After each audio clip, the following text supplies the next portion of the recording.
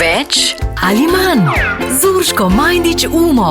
Ja, tukaj smo v Odiseji, v vaši palači v Ljubljani, bomo lahko rekli. Ivo Boscarole z mano, to je...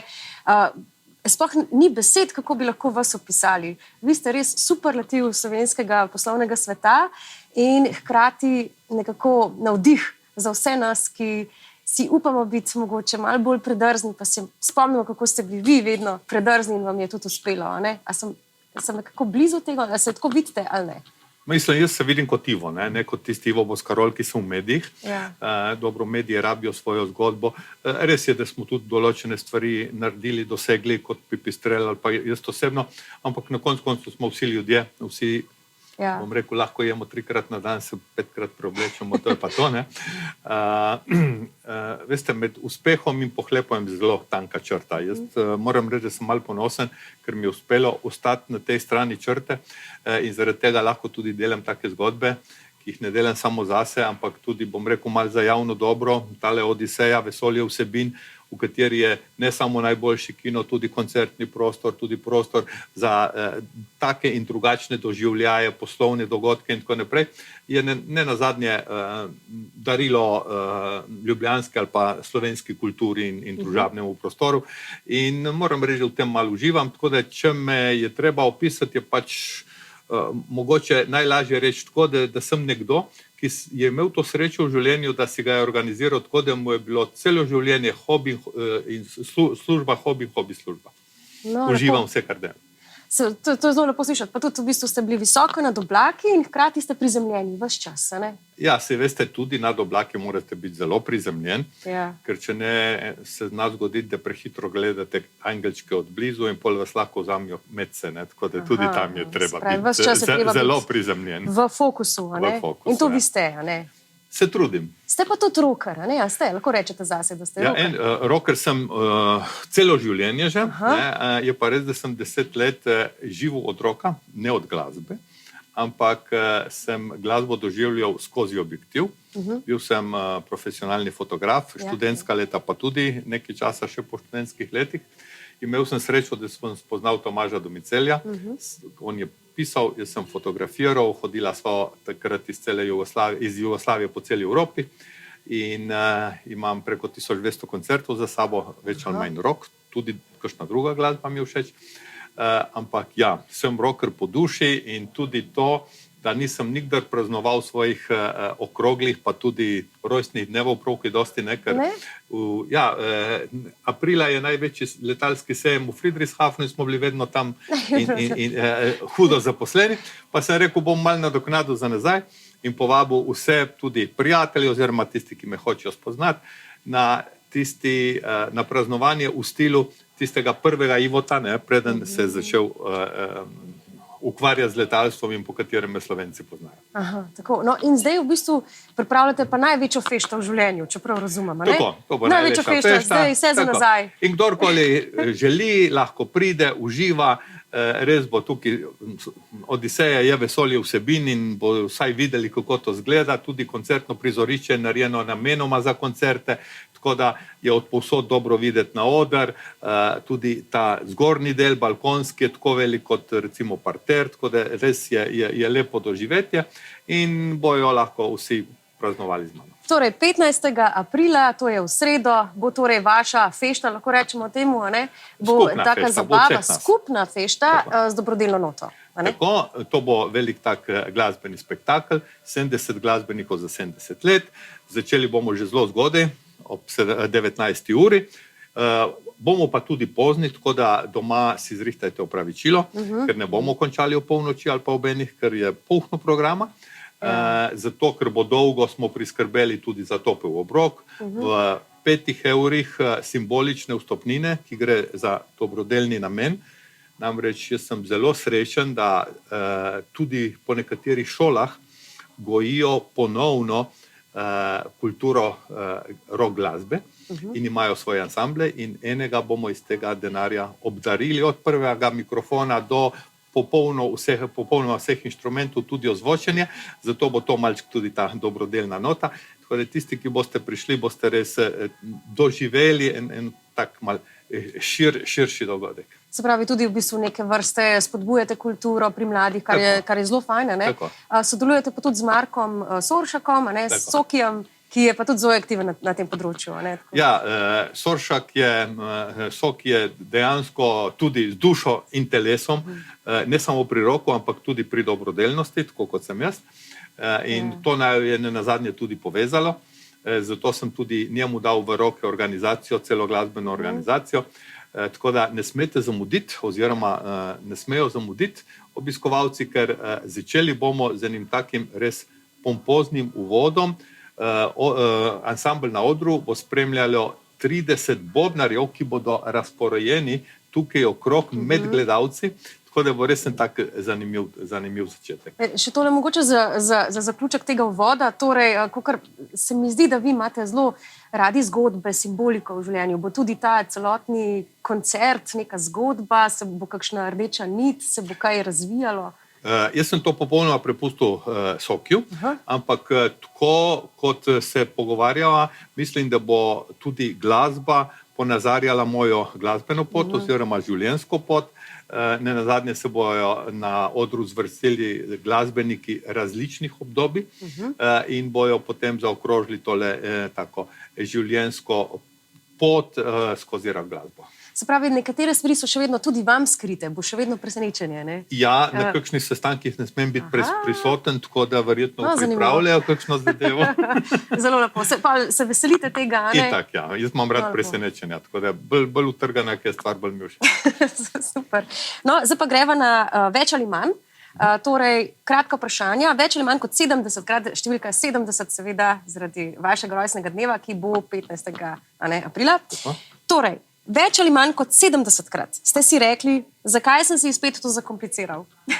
To si sploh nisem zakompliciral. Jaz v življenju nič ne kompliciram. Meni se stvari dogajajo in če pridijo izzivi, jih pač rešim. Tako da jaz besede komplikacija ne razumem, tudi ne sekiram se, če sem kakšno stvar naredil narobe, ker v tistem trenutku sem jo naredil na najboljši možen način. Ne kradem si energije s preteklostjo, gledam naprej, tako da 70 je začetek, ker letos je 7.0, Ivo Rok 7.0, drugo leto bo 7.1 in vse do 13.0, tako da imate časa 60 let, da hodite sem vsako leto delati intervju z mano, kaj se bo dogajalo. Ja, to je pa prav v navdih, no, ja, super. Več ali manj kot 70krat ste imeli idejo, ki je bila na začetku videti nora, pa se je izkazala za zelo dobro.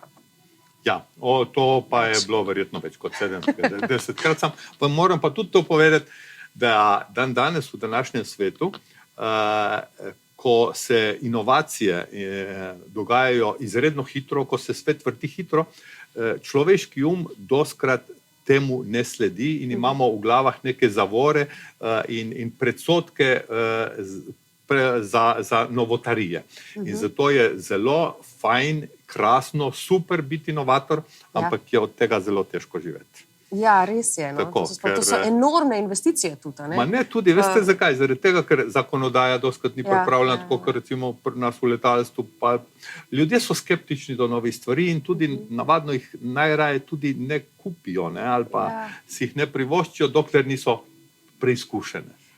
Nas kar prisilja, pač situacija, elektrika, trajnostna mobilnost, je kar treba. Ja, ampak je pa res, da navadno traja od inovacije, izuma do splošne uporabe, največkrat to zelo dolgo traja, pa ne zaradi tehničnih problemov, razvoja in tako naprej, ampak zaradi tega, da ljudje to sprejmejo. Če se spomnim, ko sem začel govoriti o električnih avtomobilih, pa električnih avionih, so rekli ljudje, ja, pa ne vem, cela hiša, stanovanjska naselja bo dogorela, ker ne bo infrastruktura pripravljena, ker bo to drugo, nič se od tega ni zgodilo. Ampak strahovi so pa vedno prisotni. Ampak vi pa preletite vse te strahove, a ne? Ja, veste, ovire so samo v glavah. Če se sam najprej prepričate, da lahko vsak zid prebijete z glavo, potem lahko prepričate tudi ekipo in če vam ekipa sledi, pol ni preprek. No in to se tudi navezuje na naslednje vprašanje. Več ali manj kot 70krat so vam rekli, to pa ne bo šlo. In ste jim potem dokazali nasprotno. Ja, navadno je bilo tako, da ko sem jaz prišel s kakšno novo idejo ali noro idejo, so rekli, to pa ne gre, ker seveda, če razmišljaš konvencionalno, doskrat res kaj ne gre, ne? Ampak ker se je počasi ekipa tudi zlasti v Pipistrelu se je navadila teh, bom rekel, drugačnih mišljenj, so potem tudi oni začeli razmišljati izven okvirjev in potem so navadno čez 14 dni, čez 3 tedne in tako naprej so prišli, veš, če pa to ne bi tako delali, kot se zdaj dela, ne, če bi mogoče razmišljali malo drugače, bi pa morda šlo. In največkrat je šlo. No, čeprav zdaj imate že tudi kapital zaupanja, bom rekla, ne? Že toliko ljudje vam res zaupajo, tako da je precej lažje, ne? Kot nekomu, kaj na začetku, verjetno. Ja, ampak je potrebna pa tudi ekipa. Veste, sem gradil vse moje uspehe na dobri ekipi, na motivirani ekipi, na pripadni ekipi.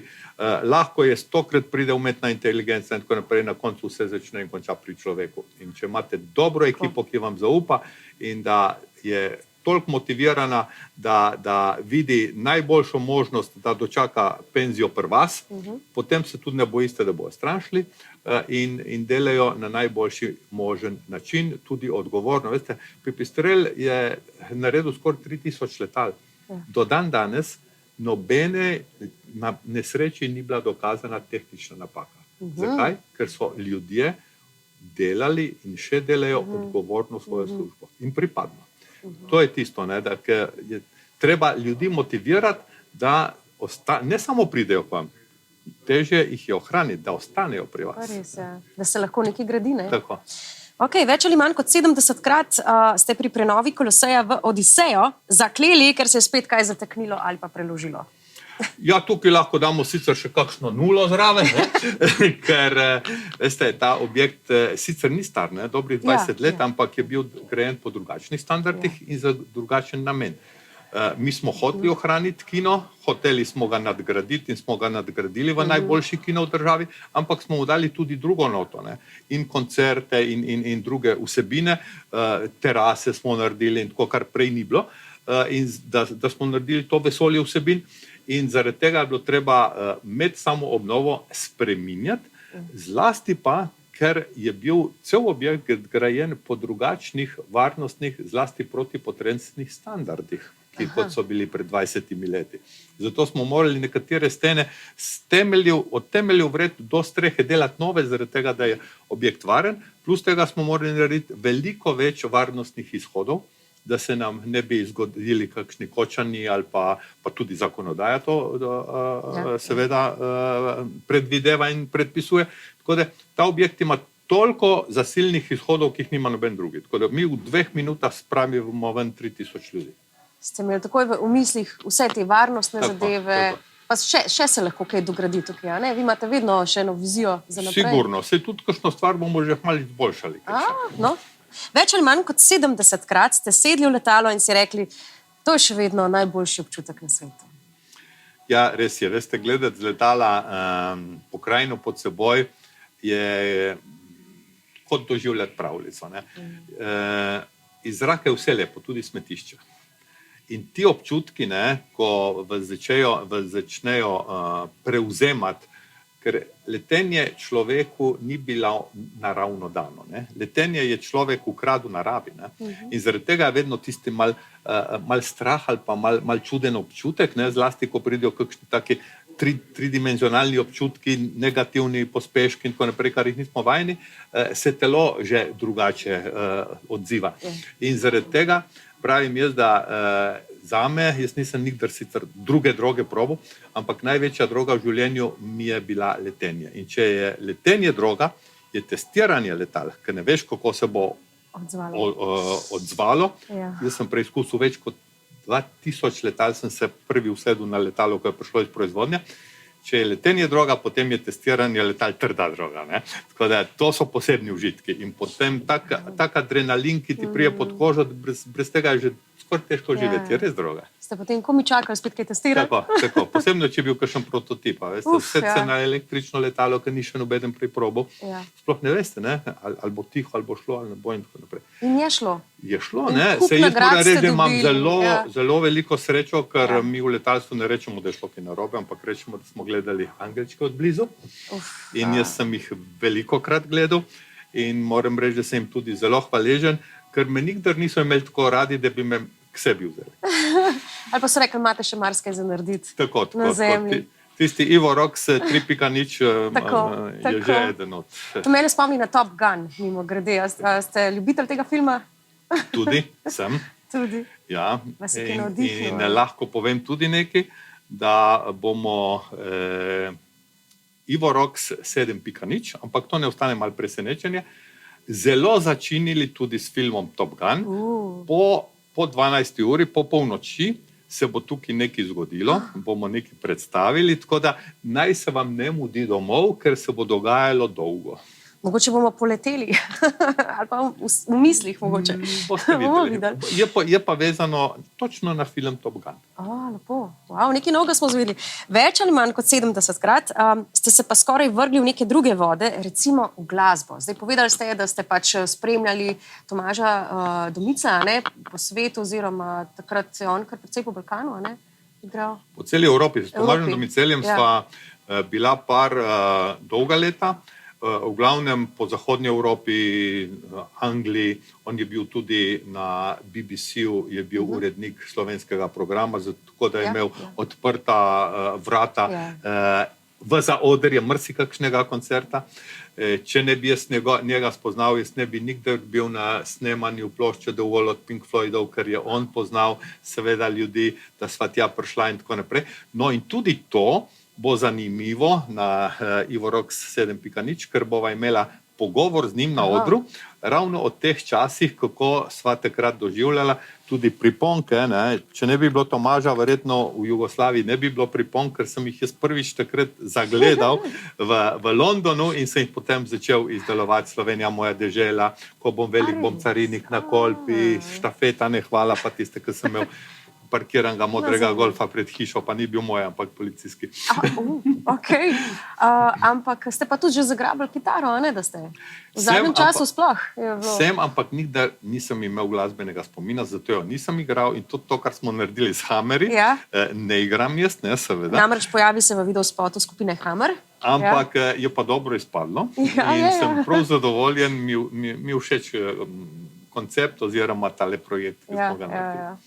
No, več ali manj kot 70krat ste si pri poslovnih odločitvah zavestno odločili za bolj trajnostno, čeprav je bila to težja pot. Ja. Izhajam iz Ajdovščine. V Ajdovščini imamo 100 dni na leto burjo in od majhnega sem gledal, kako gre energija v nič. Zato sem vedno nekaj razvijal, razglabljal, kako bi to energijo ulovil, tako in drugačno ali pa sončno. Jaz sem nenazadnje imel na Pipistrelu na Razvojnem inštitutu že leta 2007 največjo sončno elektrarno v takratnem Balkanu. Ne? Tako da prva polnilnica za električne avtomobile na sončne celice je bila pri nas. Na vseh področjih sem gledal tako, da vse, kar počnem, je bilo, kolikor se da, trajnostno oziroma nevtralno. No. Ste pa tudi precej dobrodelni, se pravi, ne samo okoljsko odgovorni, ampak tudi družbeno. Tudi, lahko rečemo, več ali manj kot 70krat ste nekomu pomagali z donacijo, ki je večjo od recimo 1000 evrov. Ja, jaz sem prepričan, da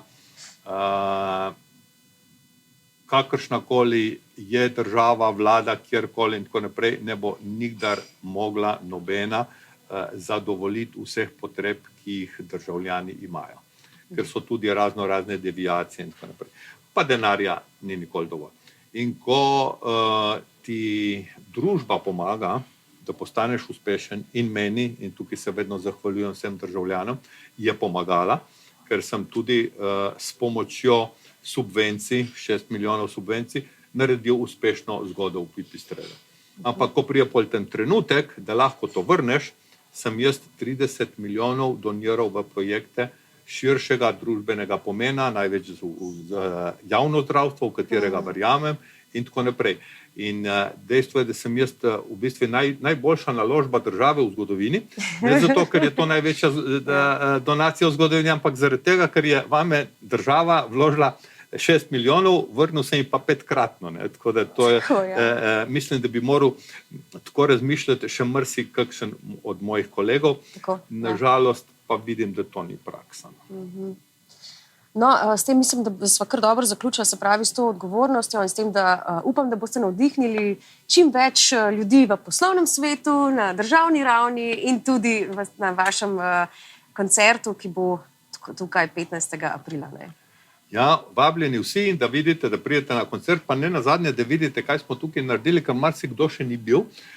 Odiseja ima res veliko vsebin, Odiseja ima veliko obrazov in veliko možnosti za preživeti vaš čas. Hvala. In mi smo pa še zvedli smo, kaj je vaša najljubša tortica. In torej pripravili smo, to je slaščičarna Mesec iz Škofje Loke, ki je zelo priznana in to je božansko. In točno tako, kot imate vi radi, torej čokoladna s parmezanom. S parmezanom? Ja, kako me vi poznate mene? Ja, krasno. Namreč jaz hrane ne sladkam, ne solim, tudi solate, ne uporabljam olja, kisa, nobenih dodatkov, ampak v glavni dodatek za pojačanje okusa, ker parmezan pojača okus, glavni dodatek povsod je parmezan. Ja. Tudi na solato, recimo, ne, če date parmezan in če recimo date sezam, ali pa recimo zmleta bučna semena, ali pa sesekljane olive, ali kaj taka, dobite enako okusno solato. Ne? Če pa niste še poskusili kave, potresene s parmezanom, ali pa recimo čokoladne tortice, ali kaj taka, boste videli, koliko je to dobro. Jaz grem zdaj to probati. Najlepše hvala. Tole še za vaš rojstni dan, Medica, Radia Ekspres. Tudi, če ne pijete, je med ena taka, se mi zdi, simbolika, da vam želimo vse dobro še naprej, naj bo vse med in mleko, vse dobro. Super, super. No, ko smo že pri takih zanimivih stvareh, morda zaključimo s tem, da imejte s seboj kakšen drobižek v žepu, ker bomo imeli seveda tudi stojnice s prav posebnimi spominčki, ne samo priponkami, pa skodelcami, pa magnetki in tako naprej, ampak bodo na voljo tudi zapestnice s kakšnimi temi mojimi ponarodelimi izjavami, kot recimo Slovenci vse oprostimo, samo uspehane in tako naprej, to, kar sem ljubob leta. Imeli bomo pa nekaj prav posebnega, posebno za punce, ker ste sladkosnede, 200-gramska čokolada z mojo reliefom fotografije s kitaro in napisom Ivo Rok 7.0. Tako da uvitek spravimo, čokolado pojemo. Čokolado pa lahko pojete. Okay. Da jo ne bom čez 2 leti videl še nekje. Brez skrbi, ni se zobati. Najlepše hvala, Ivo, vse najboljše še enkrat in hvala za pogovor.